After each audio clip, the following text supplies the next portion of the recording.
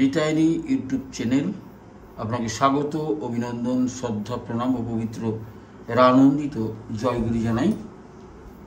আমি দেখতেই পাচ্ছেন আমাদের শ্রদ্ধেয় প্রিয় রাহাদাকে নিয়ে আমাদের ছোট্ট ইউটিউব চ্যানেল রিটায়ারিতে আমরা কিছুক্ষণের জন্য বসবো, ইষ্ট প্রসঙ্গ করবো, নানা রকম কথা বিষয় নিয়ে আলোচনা করব। বেশিক্ষণ নেব না আজকে, কারণ হচ্ছে গিয়ে প্রচণ্ড গরম। এই গরমে আমি রাহাদার বয়স হয়েছে, তাতে বেশিক্ষণ নেওয়াটাই ঠিক নয়। অল্প সময়ের মধ্যে আমরা রাহাদাকে নিয়ে কিছু ইষ্ট প্রসঙ্গ করব, এই নিয়েই আমাদের আজকের এই প্রোগ্রাম। প্রথমেই রাহাদাকে আমার শ্রদ্ধাপূর্ণ প্রণাম জানাই ও পরম পিতার অতুল চরণে রাহাদার সুস্থ স্বাস্থ্য সুদীর্ঘ জীবন প্রার্থনা করি তার চরণে এবং আনন্দিত জয়গুরু জানাই। জয়গুরু রাহাদা।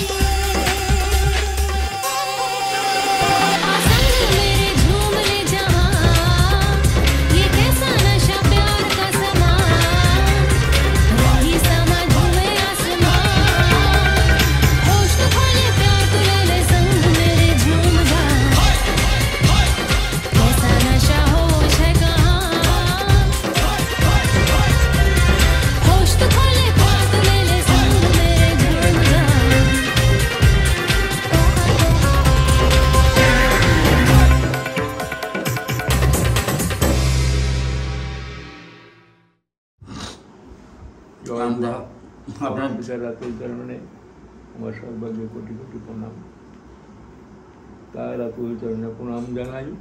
আপনারা যেখানে যে অবস্থা থাকুন না কেন, সবাই সুখ শান্তি স্বস্তির অধিকারী হন, তাকে নিয়ে ভরপুর থাকুন, আনন্দে থাকুন।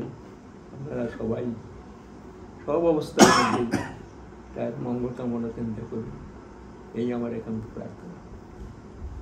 দেখেন, আজকে রবীন্দ্র জয়ন্তী। যেটুকু আমার জানা আছে সেটুকু বলছি। ঠাকুর সম্বন্ধে ও রবীন্দ্রনাথ সম্বন্ধে কতটুকুই আছে। ঠাকুর রবীন্দ্রনাথ সম্বন্ধে বলেছেন যে উনি তো যোগভ্রষ্ট ঋষি। যোগভ্রষ্ট ঋষি মানে যোগভ্রষ্ট ঋষি। হ্যাঁ, যোগভ্রষ্ট। হ্যাঁ, কোনো এক জন্মে তিনি ঋষি যুক্ত ছিলেন, যোগযুক্ত, হঠাৎ তার থেকে চ্যুত হয়ে পাওয়ার ফলে তার পরবর্তী জন্মে এখানে জন্ম হয়েছে আর কি, যোগভ্রষ্ট। আচ্ছা, তিনি যোগ করে এগোতে পারেননি, মাঝখানে ভ্রষ্ট হয়ে গেলেন, ভেঙে গিয়ে যোগভ্রষ্ট ঋষি। রবীন্দ্রনাথও কোনো এক সময় ঠাকুরের সত্যর্ষণ বইটা হাতে পেয়েছিলেন। বলছে এর কত বয়স? যে বলছে 22 বছর বয়সে।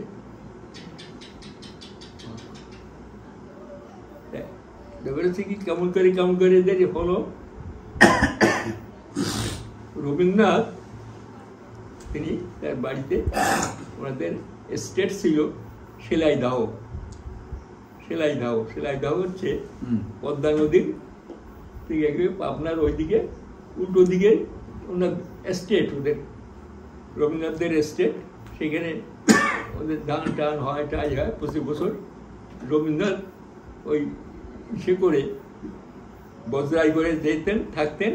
আর ওই মানে জমিদারি দেখা মানে ওই আর কি, তার তো কবিতা লেখা, তিনি তো ঋষি তুল্য চিন্তার মধ্যে থাকতেন। আর ঠাকুরদেরও জমি ঠিক ওর পাশেই ছিল। তা সেখানে ঠাকুরের বিষয় সম্বন্ধে, যে ঠাকুরের ছোট ভাই, হ্যাঁ কুমুদা, তার সঙ্গে আলাপ হয়। ওই সময় রবীন্দ্রনাথ সঙ্গে আলাপ হয়, তখন ঠাকুরের ওই সত্য অনুসরণ বইটা তারপর নাকি শোনা যায় নাকি ওই আসে ওই মানব, ওই মহামানবের ডাক, ঠাকুর রবীন্দ্রনাথের কবিতারা ইয়ে হলো। মোটামুটি এইভাবে তাদের সঙ্গে মোটামুটি একটা যুক্ত হয়। আমরা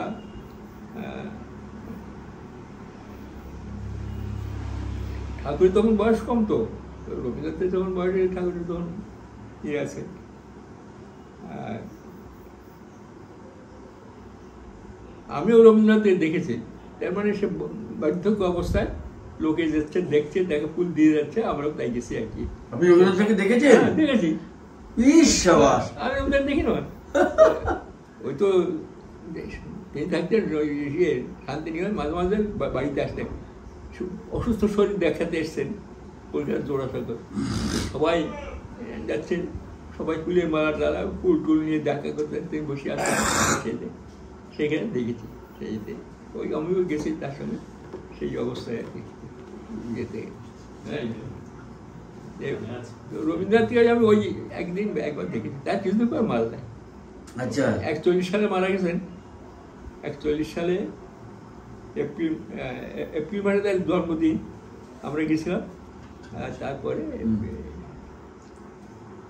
জুলাই আগস্ট সেপ্টেম্বর তো মারা যায় ওই সময় আর কি, সেই বসে 41 ওই আমি দেখেছি। তার মানে রুগ্ন অবস্থায় ওই যাচ্ছে, লোকে শুয়ে আছে। আর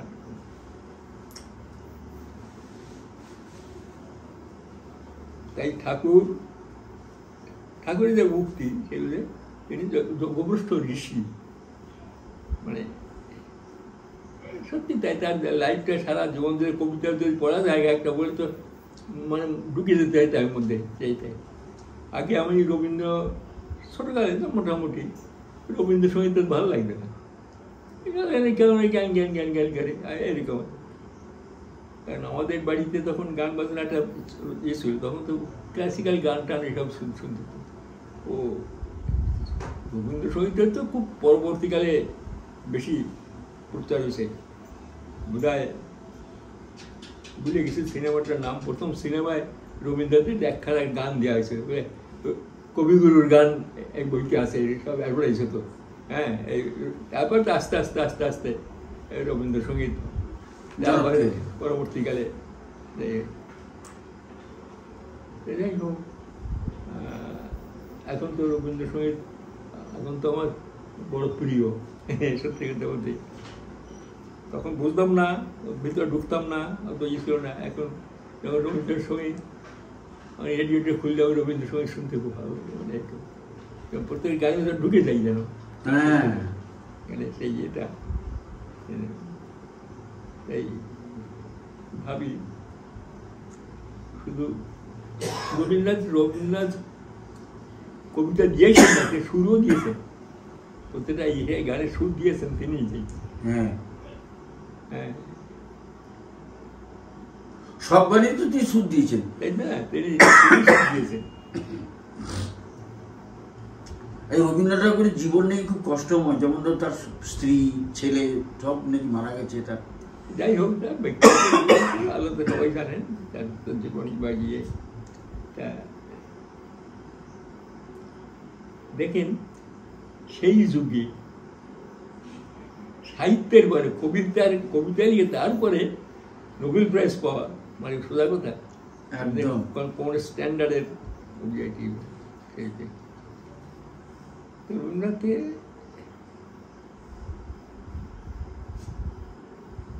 আমরা তো কেন, আমাদের ছোট গল্প ব্যাপারে আমরা তো অত আলোচনা করতে হবে না।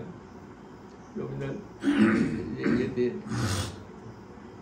ঠাকুরের ভাষা যখন ভাবি, তাই তো যোগভ্রষ্ট ঋষি ছিলেন, তাই না? তিনি ঋষি ছিলেন নিশ্চয়, নাহলে এত প্রতিভা, কত প্রতিভা বিরল। দেখুন শান্তিনিকেতনে যখন এইটি হলো, সে প্রথম দিকে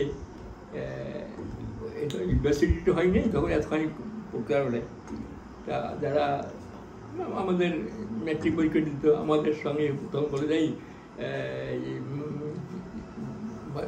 কী বলে ম্যাট্রিক পরীক্ষা দিবি, যে এর থেকে শান্তিনিকেতনে যাওয়া যায়।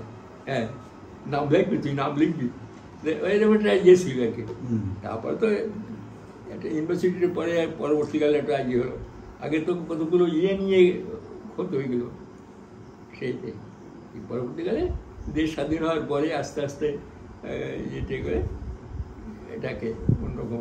আগে তো একটা শান্তিনিকেতনটা একটা ইয়ে ছিল আশ্রমিক ভাবটা, এখন তো সেটা যায় না। আমরা যখন প্রথম দিকে যেতাম গেছি তখন দেখছি ওইরকমই ছিল। প্রথমে আমলকি গাছ টাছ এদিকে ওদিকে চলে আসে, আর ওদিকে ওদিকে থাকতো, আর ওদিকে ওই একটা ঘর, এদিকে একটা ঘর, একটা ঘর, এদিকে একটা বিল্ডিং ফিল্ডিং ফেলে। তারপর তো university government of India Jawaharlal Nehru ওটাকে ই করে নিয়ে কিছু গেছে, যেহেতু গান্ধীজি বললেন। ব্যাপার হচ্ছে কি ঠাকুরের ভাবধারা আমরা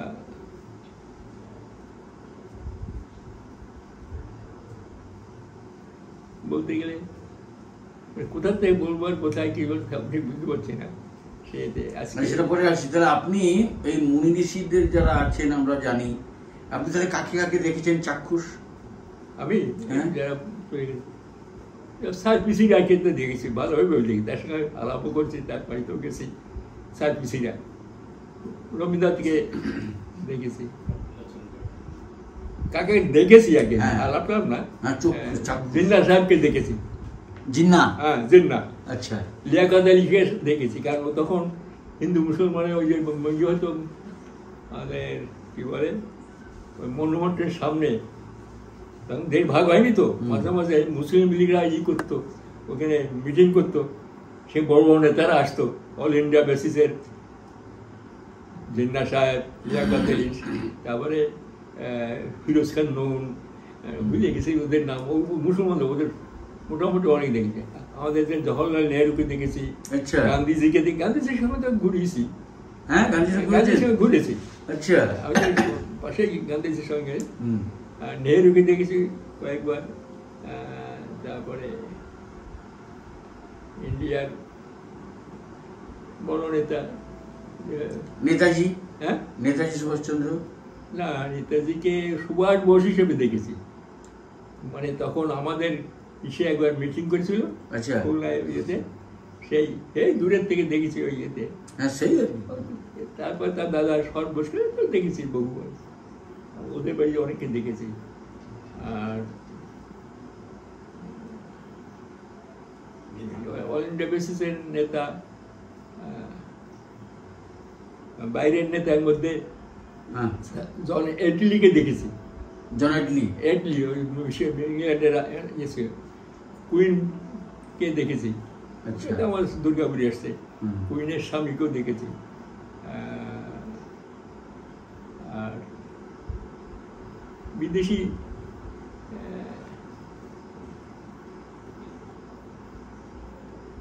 আর এমনি বলেন কাকে দেখছি কে দেখি। এই হলো আরেকটা জিনিস আমরা জানতে চাইবো। এখন তো নিশ্চয়ই শুনেছেন, নিশ্চয়ই শুনেছেন ভারত পাকিস্তানের প্রায় যুদ্ধ এখন চলছে। ভারত আর পাকিস্তানের মধ্যে এখন যুদ্ধ চলছে। ভারত পাকিস্তান, হ্যাঁ, যুদ্ধ চলছে। যাই হোক, আমি বিশ্লেষণে যাচ্ছি না। তো এই যুদ্ধের আবহে আপনি বলেছেন এর আগেও, তবু আমি শুনতে চাই, যখন আপনি ছিলেন তখন তো অবিভক্ত ভারতবর্ষ ছিল। অবিভক্ত মানে পাকিস্তান, বাংলাদেশ, ভারত একটাই ছিল। তো তখন ইংরেজ আমলে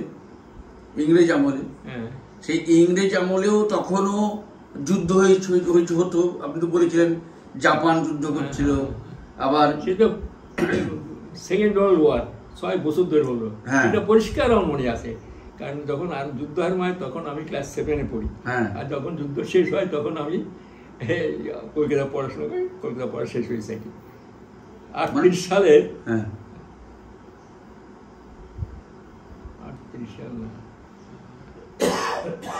39 সালের 1939-এ 2 সেপ্টেম্বর আমার বিলেতে আছে। 2 সেপ্টেম্বর প্রথম যুদ্ধ ডিক্লেয়ার হলো।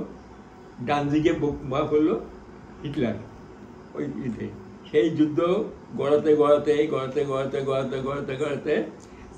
আস্তে আস্তে বাড়তে বাড়তে বাড়তে বাড়তে পৃথিবীব্যাপী যুদ্ধ বেঁধে গেল।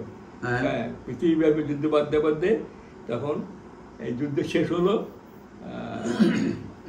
45 সালে, 44 সাল, হ্যাঁ 44 সালে সেপ্টেম্বরে,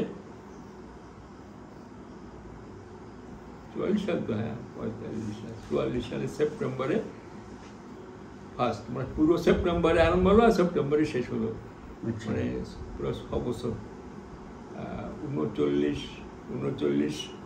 40, 41, 42, 43, 44, 6 বছর, পুরো 6 বছর, 6 বছর যুদ্ধের মধ্যে, যুদ্ধের সময় আমরা পড়াশোনা করেছি, কারাগার করেছি, ঠিক আছে, কি অভাব অভিযোগ, তখন এটা অদ্ভুত ব্যাপার, সেই পুরো পৃথিবীব্যাপী যুদ্ধের সেই সময় আপনার দেখা এই যুদ্ধের যে স্মৃতিগুলো, টুকরো টুকরো স্মৃতিগুলো যদি একটু বলেন, সেই সময় ঠাকুরের আবহে বা তখন ঠাকুরের, হ্যাঁ সে ঠাকুরের ওই সময় তো আমার দেখা হয়, এই যে যুদ্ধকালীন, হ্যাঁ 44 সালে আমার দেখা হলো, 44 সাল তো, হ্যাঁ 44, হ্যাঁ 44 সালে আমার দেখা হয়, 6 এপ্রিল আমার দেখা হয়। জার্মান ফল করলো প্রথম সেই সালে, 44 সালে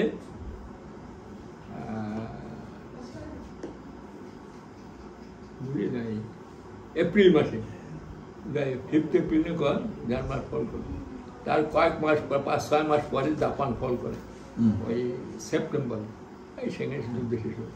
কারণ হিরোশিমা নাগাসাকিতে বোম করে আমেরিকা দেওয়াতে তখন যুদ্ধ শেষ হল। সেই যুদ্ধের পরে মানে এই যে পিরিয়ডটা গেল, ওই পিরিয়ডটা সবটা আমরা খুব মনে আছে। ঠিক তার পরবর্তীকালে সঙ্গে সঙ্গে আমি বার্মা দেশে যাই। বার্মা দেশটা ঘুরিয়ে দিয়েছিল, কারণ বার্মা দেশটা প্রথমে জাপানে সে ব্রিটিশদের একেবারে বম বম মেরে উড়াই দিল, পালায় চলে আসলো। আবার পরবর্তীকালে ব্রিটিশরা গিয়ে আবার সেই আবার বম টম ফেলে টেলে দিয়ে জাপানকে তাড়ালো। তাই 2বার ওই বাংলাদেশে মানে বমিং হয়েছে, তখন মানে ঘর বাড়ি ঘর প্রায় ভেঙেছে। তাই রেঙ্গুনে কিছু কিছু ছিল, ওদিকে বেশি, উত্তর বর্মায় একেবারে সব শেষ হয়েছে। সেই যুদ্ধের ইয়েটা পরিষ্কার আমার মনে আছে, সেই সময়কার প্রত্যেক জিনিসের কী দাম, কতগুলো ইয়ে মানুষের, মানে আগে এত মানুষ অত চরিত্র এগিয়ে ছিল না। যুদ্ধের সময় আস্তে আস্তে অভাব অভিযোগের জন্য চরিত্র এটা ব্ল্যাক মার্কেট একটা শব্দ, আগে বললাম ব্ল্যাক মানে। হ্যালো, হ্যাঁ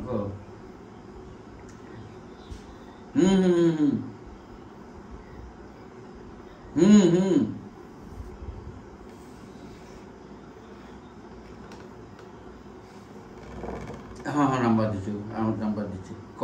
কখন বাড়ি যাবো, বাড়ি হবো?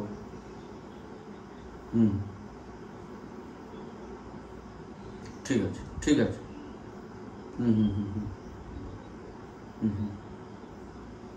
তুমি পারলে 8 ঘন্টা খানিক আগে আমাকে কল করবো না, যদি বাই চান্স ইয়ে হয়।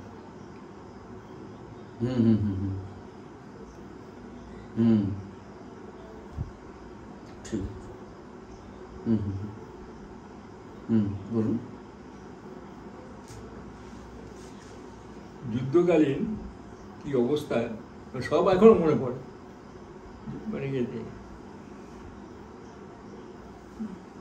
তখন যুদ্ধের যে মহড়া, বেশিরভাগ জাপান আসছে, তাই বিশেষ করে বেঙ্গলের দক্ষিণ অংশ, বেঙ্গল, আসাম, ত্রিপুরা, নাগাল্যান্ড, এই অঞ্চলটা খুব ইয়ে ছিল, জাপানের এদিকে অ্যাটাক করবে, বার্মার থেকে এদিকে অ্যাটাক করবে।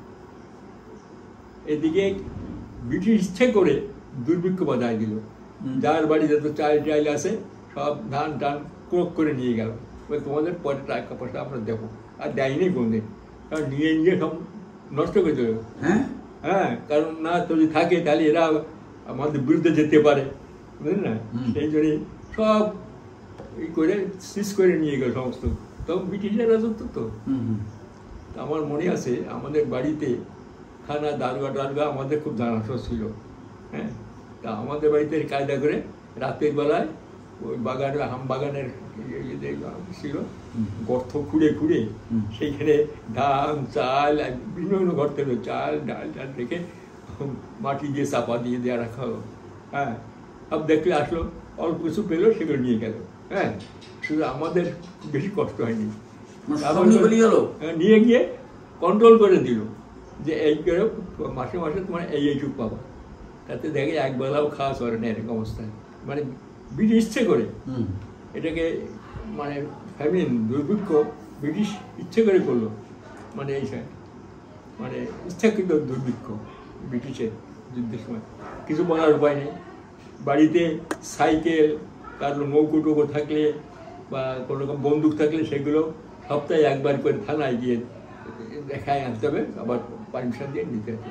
সাইকেলও ওরে বাবা, সে কি কড়াকড়ি অবস্থা। নৌকাও ব্রিটিশের আইন আইন যে ই করবে তাকে ধরে নিয়ে যাবে জেলে।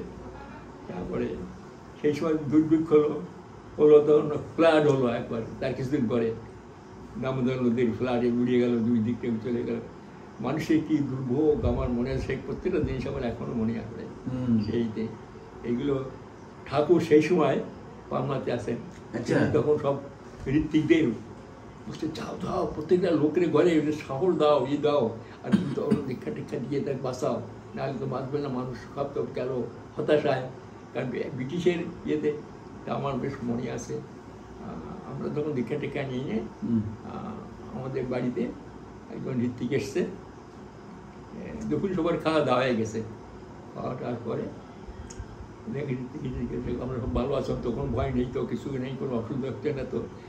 আমরা গভর্নমেন্টের দিচ্ছে, রেশন দিচ্ছে, সেগুলো তো পাচ্ছেন তো, যাদের যা দায় দায় খেতে হবে কী করে। ঠাকুরকে ডাকেন, আমাদের ঠাকুর আসেন, যদি পারেন দীক্ষাটা নিয়ে যান এই বিপদের সময়টা, এরকম আর কি। আমাদের ওখানে মার খাওয়া হয়নি, তখন উঠে যাচ্ছে যাই, তখন মা বলছে শুনুন আপনি এই অসময় যাবেন, খান নেই, আমার এখানে খাওয়া দাওয়ার ব্যবস্থা করেন। আমি তো সব জায়গায় খাই না, সপাকে খাই। ঋত্বিক তখন সব সপাকে খেত, ঋত্বিক সপাকে, হ্যাঁ। ওরে বাবা, এই আজকালকার ঋত্বিক না, তখনকার ঋত্বিক বাপরা। তাই বলছে ঠিক আছে, আমি আর সব চাল টাল দিচ্ছি, আপনি এই রান্না করে খান এখানে যাই। তো মা চাল চাল সব দিল টিল, ওই খিচুড়ি করে খেয়ে খেয়ে বলছে খেয়ে বলছে 3 দিন পরে আজকে অন্ন পেটে গেল।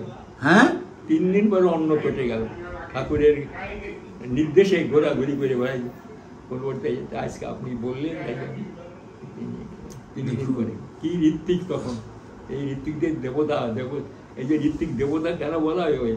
আর আজকে আমি একজন ঋত্বিক, আমি তাই ভাবি তার তুলনায় আমরা কিছুই না। মা তার দেখে অবাক হয়ে গেলেন, মা বাবা। আর আমিও ভাবলাম সেই প্রথম কি জিনিস পেয়েছে ঠাকুরকে, যে এত কষ্ট, এত দুঃখ জ্বালা করতেও ঠাকুরের আদেশ পালন করেন। ঘরে ঘরে যে খোঁজ দিচ্ছে, কোথায় যাবি, কে কে আছে। যুদ্ধের সময় এখন পরনে কাপড় চোপড় ওই আছে একখানা ইয়া চলে, ওই একটা ওড়না চাদর গায়ে দিয়ে ঘুরে বেড়াচ্ছে সব। কি অবস্থা সেই ঋত্বিক, কষ্ট দেবতা, সে সত্যি দেবতা, সেই যুগের ঋত্বিক। কোনো অভিযোগ নেই, না কোনো অভিযোগ নেই, কিছু নেই, কোনো কষ্টের বহিঃপ্রকাশ নেই। দেখেছি সেই ঋত্বিকদের। সেদিন একজন আমাকে ফোন করছে যে আপনি ঠাকুর বাড়ি যান না, আমার যাটা আরে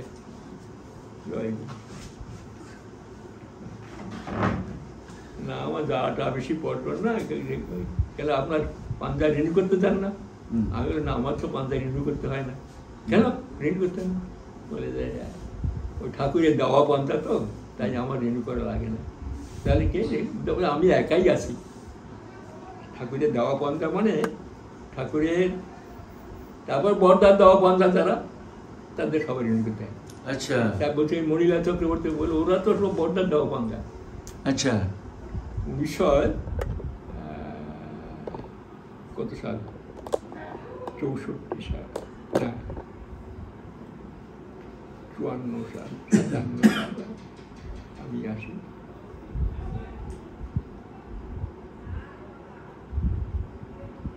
সাল ভুলে যাচ্ছি, যাই হোক 53 না 1900 আমার বব হয়েছিল 1900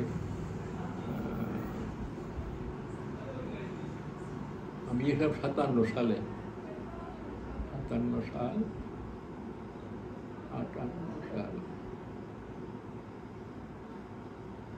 হ্যাঁ 57 সালেই বোধ হয় 57 সাল। ওই সময় কোনো একটা কারণে ঠাকুর বড়দাকে বলে তুই পাঞ্জাবি, আচ্ছা আর ঠাকুর দেওয়া পাঞ্জা ওই 57 সাল বোধ হয়, 57 সালে এপ্রিল মাসে সেটা ওটা ঘটনা আমি বলেছি, আমি এইটাই বলেছি, ভুলে যাই আমার সমস্ত ঘটনাটা।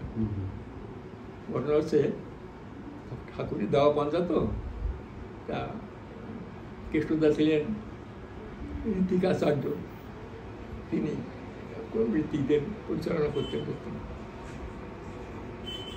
আমার তো 53 সালে পাঞ্জা, 54, 55, 56, 57 সাল, 57 সালে আসছে।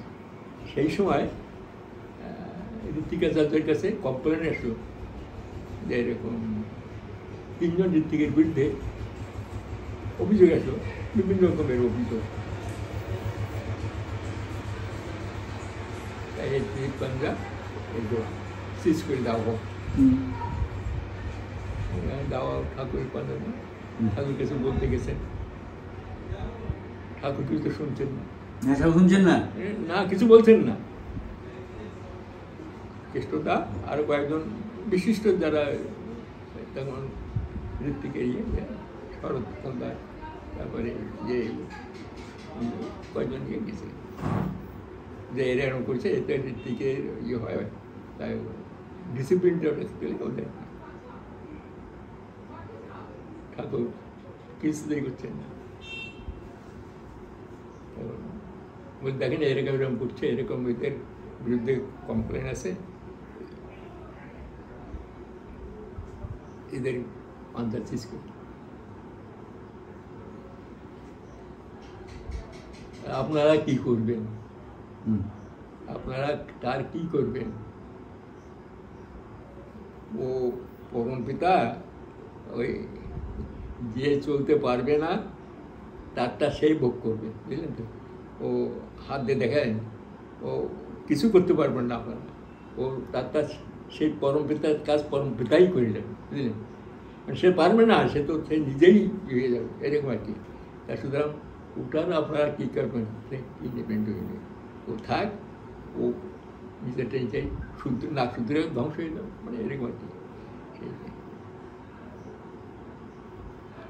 আবার মনে আছে সব ঋত্বিকদের পাঞ্জা আমাদের কাছে আবার নিল, নিয়ে আবার ফেরত দিয়ে দিল। ওই 3 জনটা এমনি তো বলা যায় না, সবাইকে দিয়ে ওই 3 জনকে দেবেন এরকম ঠিক করেছিল ঠাকুরের। যেহেতু বলা ঠাকুর দেখালেন হাত দিয়ে, ও কি বলে ঝরা পাতা আপনিই ঝরে যাবে, ঝরা পাতা আপনিই ঝরে যাবে, আপনারা কি করবেন? ঋত্বিক যদি ঠিক মতো না চলে, ঝরা পাতা আপনিই ঝরে যাবে, বুঝলেন? ওকে আর কিছু করতে পারবেন না। আজকালকার ঋত্বিক আমি যাই হোক, আমার পাঞ্জা রিনিউ করতে হয় না, যারা ঠাকুরের দেওয়া পাঞ্জা পরবর্তীকালে বড়দাদা দিয়ে তাদের সবাই রিনিউ করে সিস্টেম করে দিয়েছে। রিনিউ করে সময় তখন ধরা পড়বে, দরকার আর তখন বন্ধ করে দেবে, এই আর কি। আমাকে সেদিন বলছে না, আমার তো ঠাকুরের দেওয়া পাঞ্জা, সেই জন্য আমারটা রিনিউ করা লাগে না, বোধহয় আমি একাই আছি, আর সব মরে গেছে, কেউ তেমন থাকলেও নড়চড় করে না। সেই 57 সালে ওই এপ্রিল পর্যন্ত ঠাকুরের দেওয়া পাঞ্জা যারা, সেই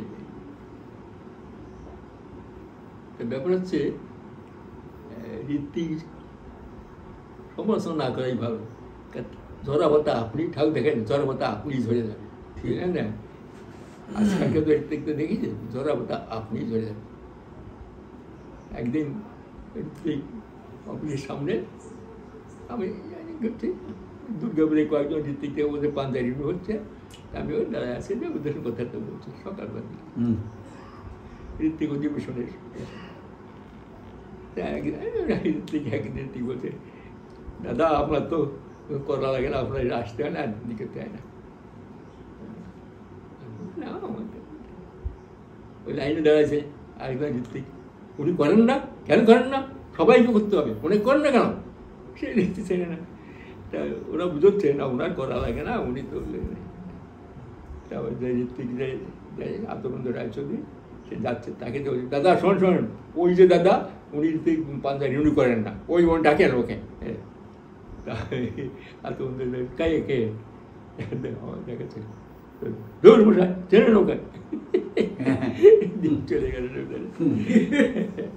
ব্যাপার হচ্ছে কি আজকালকার ঋত্বিক তো সবাই একজন তো মানে গর্বে ফুটে ওঠে, সে কি জানি একজন, আর বেশি দিন টিকতে হয় না, আপনি জড়াবতা আপনি জড়িয়ে যান, তাই না? ঠিক দেখেন না, ঋত্বিকের পান যত হস্তা জিনিস না, যে চলতে না পারলে মানে রোগ শোক দুঃখ জ্বালা যন্ত্রণা ভোগ অনেক কিছু করতে হয়। সংসারে স্বামী স্ত্রীতে অমিল হবে, ছেলে কথা শুনবো না, মেয়ের কথা শুনবো না, বেশিরভাগ ঋত্বিক বাড়িতে দেখে লক্ষ্য করে অশান্তি, কারণ ওই পাঞ্জার মর্যাদা রক্ষা করতে না পারলে তো আগে ঘরেই ঢুকবে, সেইটাই বুঝলেন তো? ঠিক দেখেন একজন ঠিক বসে টসে কেমন কাজ আদায় করে, আমাদের শ্যামনগর শোনো এক জায়গায় বলছে সে সৎসঙ্গে দিতে গেলে ঋত্বিকের ফি হচ্ছে 500 টাকা, তার 500 টাকা ফি, বাবা আমার বাড়িতে ঋত্বিকের অধিবেশনে 500 টাকা তাকে দক্ষিণে দিতে হবে। তারপরে গানের দল ইয়ে ওদে করে সবাইকে টাকা দিয়ে দিয়ে বলে কয়েক হাজার টাকা লাগবে, সেদিকে অধিবেশন বন্ধ করে দিয়েছিল। এখন ব্যাপার হচ্ছে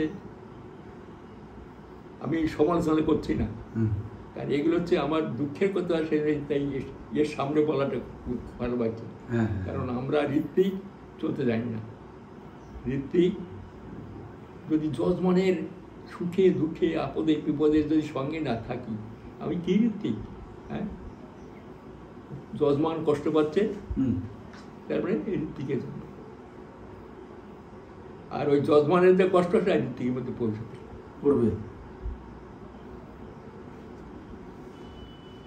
কারণ কি জানেন, আমাদের কৃষ্ণদা প্রায় আমাদের কাছে বলতেন যে ঋত্বিকের পাঞ্জা বড় কঠিন জিনিস, সেমনি করে চলা বলা নাম ধ্যান সাধন ভজন খুব করা লাগে, কারণ নিজের তো কর্মফল আছে, আর যখন দীক্ষা দেওয়া হয় তখন ঋত্বিকের মাধ্যমে সেই যে যাকে দেওয়া যায় তার সমস্ত কর্মফল ঋত্বিকের মাধ্যমে আসে, ঋত্বিক সেগুলো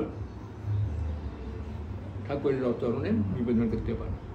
সুতরাং ঋত্বিকের ভিতরে সে জমা হচ্ছে ওগুলো, কত লোকের কত দীক্ষাচ্ছে সব রকমের, আমি আমার সাধারণ বদন নেই, পেট করে দিতে পারছি না, কষ্ট হবে একসঙ্গে জমিয়ে গিয়ে ঋত্বিক, দুঃখ কষ্ট দারিদ্র ব্যাধি অভাব অভিযোগ সংসারে অনটন আগে ছিল না, বুঝলেন? আমি তো ঋত্বিক, আমিও তো ঋত্বিক জানি, আমি তো এই যে কষ্ট পাই আমি জানি, আমি আমার জমের পাশে ডিউটি করতে করি না, সেটাই পারিনি। কে কোথায় কোথায় দীক্ষা দিতে বলছে দিয়েছি, এবং তো তার খোঁজও নেই, যদিও প্রথম দিকে কিছু আমার ছিল সেটা করেছি, তাদের সঙ্গে যাতায়াত করতাম, কিন্তু শেষের দিকটা কেন জানি না সব ঋত্বিকদের সঙ্গে বেশি আগ্রহ হয়ে গেলাম,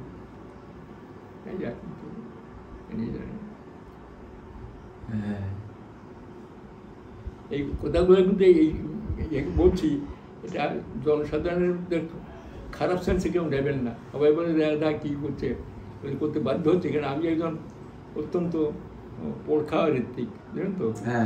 তা সুতরাং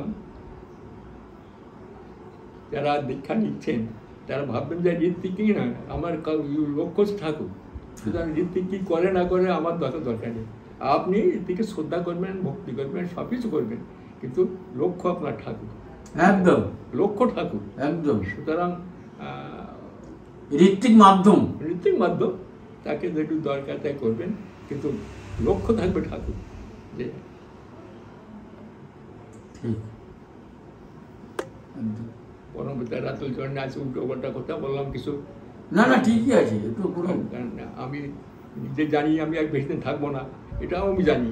কারণ আজ আমার 100 বছর 101 বছর চললো। কারণ আমি আর খুব আশা করি না, তবুও যে কদিন বাঁচি, যে অন্তত ঠাকুরকে, নিছক ঠাকুরকে পরিবেশন করতে যদি পারতাম, তাহলে বোধ আমার মনটা আরও ভালো হতো। পারি না, কারণ আমি তো নিজে করি না, তো কী করবি তাকে পরিবেশন করবো। দেখেছি, শুনেছি, বুঝেছি, কিন্তু আমি এক্সপ্রেস করতে পারি না। সত্যি কথা বলতে গেলে পারি না, মানে আমার করা নেই, আমার করা নেই, তাই আমার মুখের থেকে ভাষা টাটা বেরোয় না। আজকে তার কষ্টও দেখেছি, তার সুখও দেখেছি, হাসি দেখেছি, তার কান্নাও দেখেছি, ঠাকুরের তার কী কষ্ট তাও দেখেছি আমাদের জন্য। আর আমাদের মতন এরকম হতভাগা যেগুলো, পরম পিতার সব মঙ্গল কামনা করি। এখানে আমি শেষ করি। জয় গুরু, জয় গুরু। খুব ভালো লাগলো আজকে আপনার মনের কিছু কথা আমরা পেলাম, যে ঋত্বিক কেমন হওয়া উচিত, এবং আমরা যারা দীক্ষা নিচ্ছি, আপনি যেটা বললেন যে আমাদের মূল লক্ষ্য ঠাকুর। ঋত্বিক যেমনই হয় হোক, তিনি মাধ্যম, তাকে শ্রদ্ধা করব, ভক্তি করব, মেনে চলবো, কিন্তু আমাদের লক্ষ্য থাকবে আমি আমার ঠাকুর। তাই তো? খুব ভালো লাগলো শুনে। হ্যাঁ, ঋত্বিক বা ঋত্বিকের আমার আদর্শ নয়, আদর্শ ঠাকুর। হ্যাঁ, একদম। তিনি আমার দীক্ষা দিয়েছেন, তার মাধ্যমে তাকে তার প্রতি ঋত্বিক হিসেবে আমার শ্রদ্ধা ভক্তি যা তাকে করবো, সবটুকু করবো। তাই বলে তাকে তো না। সুতরাং সবসময় মনে রাখবেন, আমার আদর্শ কিন্তু ঠাকুর। সে আদর্শ ঠাকুর। সে ঠাকুর কী বলছেন, ঠাকুরের এবং করলে হয়, এটা নামদান সতন্দান করলে ঠাকুরকে বোঝা যায়। সেই ঠাকুরত্ব জেগে ওঠে। তোমার ঠাকুরত্ব না জেগলে তোমার ঠাকুর না, কেন্দ্রও কেউ না, তাই না? হ্যাঁ হ্যাঁ, ভালো লাগলো। পরম পিতা রাতুল চরণে রাহাদা সুস্থ সুদীর্ঘ জীবন প্রার্থনা করি। এইভাবে যেন রাহাদার কাছ থেকে আমরা অনুপ্রেরণা পেতে থাকি, আমরা অনেক অনুপ্রেরণা পাই। তিনি ভালো থাকুন, সুস্থ থাকুন, দীর্ঘদিন যেন আমাদের এইভাবে ইষ্ট প্রসঙ্গ করতে পারেন। আর যারা শুনছেন তাদের সবাইকে মঙ্গল প্রার্থনা, সবার প্রার্থনা করি পরম পিতা রাতুল চরণে। সবাই ভালো থাকুন, সুস্থ থাকুন। আর যদি ভালো লাগে অবশ্যই শেয়ার করবেন, সাবস্ক্রাইব করবেন, এবং কমেন্টে নিশ্চয়ই আপনাদের মতামত জানাবেন। কিছু প্রশ্ন থাকলে বলবেন। রাহাদা বারবার বলেন যে কিছু প্রশ্ন থাকলে বলবেন, রাহাদা তার মতো করে যেটা ঠিক বা ভুল তিনি সমাধান দেবেন। আজ এই পর্যন্ত, না কি বলবেন নাকি? না না, জয় গুরু, বন্দে পুরুষোত্তম।